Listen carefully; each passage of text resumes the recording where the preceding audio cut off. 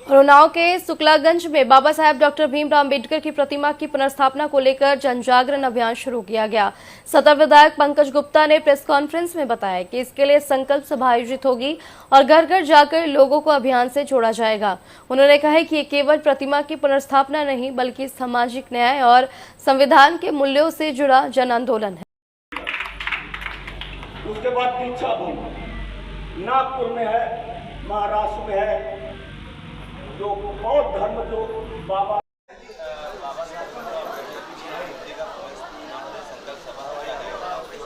देखिए, हिंदुस्तान के संविधान के निर्माता भारत रत्न परम पूज्य बाबा साहब भीमराव अंबेडकर जी की प्रतिमा न जाने कितने वर्षों से 2015 से गंगा घाट राजधानी मार्ग पर बहुत पुरानी लगी हुई थी, जिसको अभी चर्चा के दौरान पता चला कि लगभग 1970 के पहले वह प्रतिमा वहाँ पर स्थापित थी, जिसे राजधानी मार्ग के चौड़ी जनपद की पहली प्रतिमा।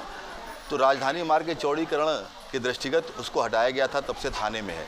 और दुर्भाग्य से पूरे जनपद को, बाबा साहब को, भीमराव अम्बेडकर जी को मानने वाले लोगों के मनोभाव में, उनकी भावनाओं में, उनकी व्याकुलता से निश्चित रूप से आप देख रहे हैं, स्पष्ट रूप से दिखाई दे रहा। सबकी इच्छा थी कि वह मूर्ति पुनर्स्थापित हो। लगभग 11 वर्षों के संघर्षों के बाद आज हम सब ने मिलकर, पूरे समाज ने और हम सब ने मिलकर यह संकल्प लिया है कि जिस तारीख को 28 अक्टूबर की तारीख को वह मूर्ति वहाँ से हटाई गई थी, ठीक 28 अक्टूबर की तारीख को हम लोग पुनर्स्थापित करने के लिए निश्चित रूप से संकल्प लेंगे और कराने का प्रयास करेंगे। यही आज संकल्प लेने के लिए आज का यह कार्यक्रम यहाँ पर आहूत किया गया है। हम सबके लिए सौभाग्य की बात है कि बाबा साहब जैसा व्यक्तित्व शायद आज़ाद हिंदुस्तान या उसके पूर्व में गुलामी के कालखंड में भी यदि तुलना करें तो आने वाले या जाने वाले 500 सालों तक की हम लोगों को ऐसा व्यक्तित्व देखने को नहीं मिलता, जिसने संविधान के माध्यम से हर वर्ग की एक प्रकार से मदद नहीं, हर वर्ग का उत्थान करने का काम किया। समतामूलक समाज की स्थापना में अपना विशेष योगदान दिया संविधान के माध्यम से, और अलग से भी समाज को एक नई दिशा शिक्षा के प्रति, अन्य आदि विषयों के प्रति जागृत करने का किया। तो ऐसे व्यक्तित्व को सम्मान देने के लिए हम सब लोग यहाँ पर एकत्रित हुए हैं। उनकी मूर्ति की पुनर्स्थापना हो, इस हेतु हम सब लोगों ने आज संकल्प लिया। मैं सभी जनपद वासियों को इसके लिए बहुत बहुत शुभकामनाएं, बहुत बहुत बधाई देता हूँ। राजनीति हो रही है, इस पर आप कैसा जवाब दें? देखिए, धर्म में भी कहा गया, गोस्वामी तुलसीदास जी ने भी कहा कि राजनीति बिन धन बिन धर्मा और ब्रह्मो प्रभु समर्पे बिन सत्कर्मा। तो अगर राजनीति में धर्म है, राजनीति में अच्छे कर्म हैं, राजनीति में सत्संग है, राजनीति में अगर सेवा है, बुराई क्या है? होना चाहिए। अगर राजनीति से भी जनता की सेवा हो रही है तो इसमें बुराई क्या है? राजनीति में अगर धार्मिक अनुष्ठान हो रहे हैं तो बुराई क्या है? होना चाहिए।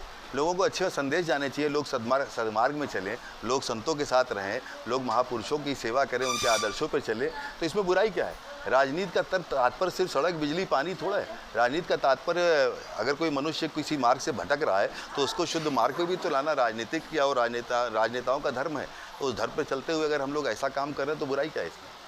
विधायक किया गया है भगवे को लेकर और चंदा चोरी को लेकर नाटक किया है संजय सिंह, धर्मेंद्र यादव, पप्पू यादव, राहुल गांधी ने, इस पर क्या कहें? बड़े दुर्भाग्य का विषय है कि विपक्षी दलों के पास कोई मुद्दा नहीं शेष बचा।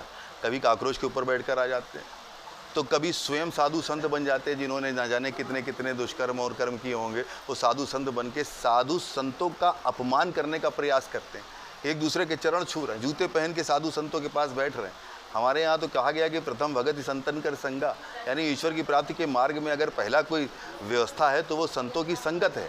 और उस संत का अपमान संत वेशभूषा में करने का प्रयास इन राजनीतिक दलों ने किया।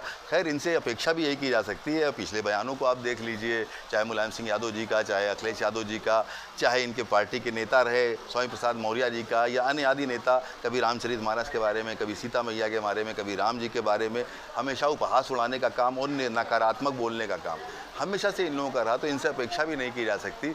लेकिन एक बात आप समझ लीजिए, जो राम का नहीं वो किसी काम का नहीं। कहीं ना कहीं ईश्वर इन सारी व्यवस्थाओं को देखता है, और आज उन्हीं के कारण ये लोग इस अवस्था में हैं कि पुनर्जीवित होने की कोई संभावना दिखाई नहीं देती।